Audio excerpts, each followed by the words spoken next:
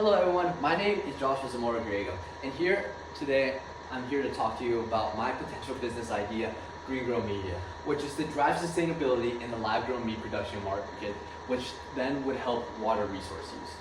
Okay, so let's get into it. So why does lab-grown meats help sustainable water resource use? Well, lab-grown meats is a lot better alternative for water.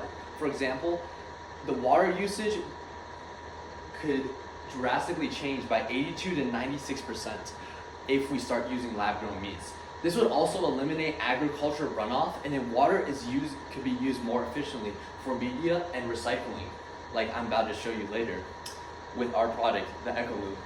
And then we could also cut down the amount of liters we see used per day in a kilogram of beef, that being 15,406 for 1 whole kilogram of beef.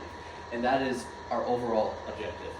So let's take a look into the different marketplaces. We have traditional meat production systems and plant-based protein. But there's also another marketplace we're looking at over here that has a lot of potential, which I've been talking about, lab-grown meats. It is an emerging marketplace and is somewhere we could fit our shoes in. So let's get the core competencies of what makes sustainable protein production so we can start helping that water faster. Price, nutritional value, quantity, and environmental impact. These are all key statistics into lowering that water usage rate and to start producing sustainable protein out to our environment. And so let's look at this grand challenge, of course, sustainable water resource production.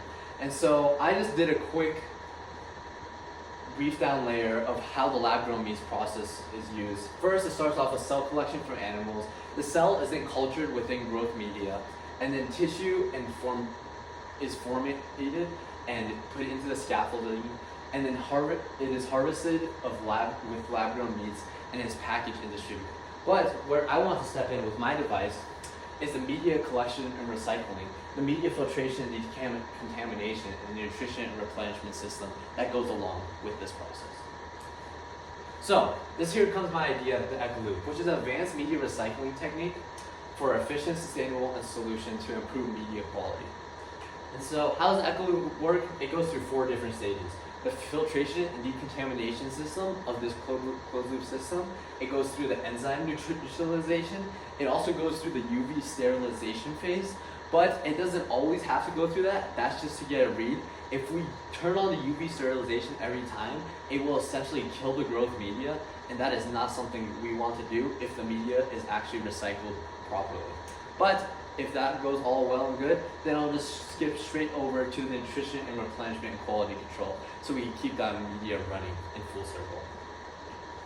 And so let's take a look at our 3 main business things here. One being barriers to entry, technology and IP, and competition. Right now, a couple of our barriers to entry is high capital investment, regulatory approvals, and technical expertise within this field. And then our technology and IP looks really great because I think we could definitely get a patent within the filtration process and closed loop system we currently have because it is proprietary, as long as the same with our enzymes, and we could also add AI-based monitoring within the system. And so how does the competition look? Right now, the competition doesn't look that scary. All I've seen is just a couple lab-grown meat studies based out of TWMU, which is a school in Japan, and UC Davis, which is founded in California. And so this is the current lab-grown meat market, and it's currently valued at $246.9 million, and it's growing at a 44% growth rate, which is absolutely huge within the business context of this situation. And so these are my TAM, SAM, and SOMs, and I did this calculation based off of this growth rate happening up here, and by 2030 to 2032, we think we could definitely capture up to 2 to 30 companies if we keep on up with our pace. And so how is this media recycling process used? Well, it goes through a lot of different systems, but where most of our revenue stream comes from is the initial purchase and setup, where we have device sales, but we can also license the technology off, media collection for recycling. And within that, we can have annual subscription plans for service and maintenances for the monitoring and maintenance systems. And then consumables like the enzymes, the filtration devices, and the replenishment kits could all be part of our big vision. And so who would be the strategic partners we will be targeting? Well, first we're going to be targeting most of meats and upside down foods. And then we're also going to be looking at the EDF. And then our go-to-market strategy is to develop that prototype, engage with the early adopters, and then showcase these case studies, get past those FDA regulations, and scale this distribution. And so these are what the projections and financials look like. We'll probably be starting off negative, but then into the later years, we'll probably start looking a lot more profitable, and you'll start seeing those lab-grown meat chickens flying upwards. Because if you look at these graphs, it looks like chickens could fly. And that being said, if you want to help revolutionize media recycling and sustainable production, what we're here to target today is help reduce the resource waste, drive environmental sustainability, enhance cost efficiency, and support the industry growth all within this process.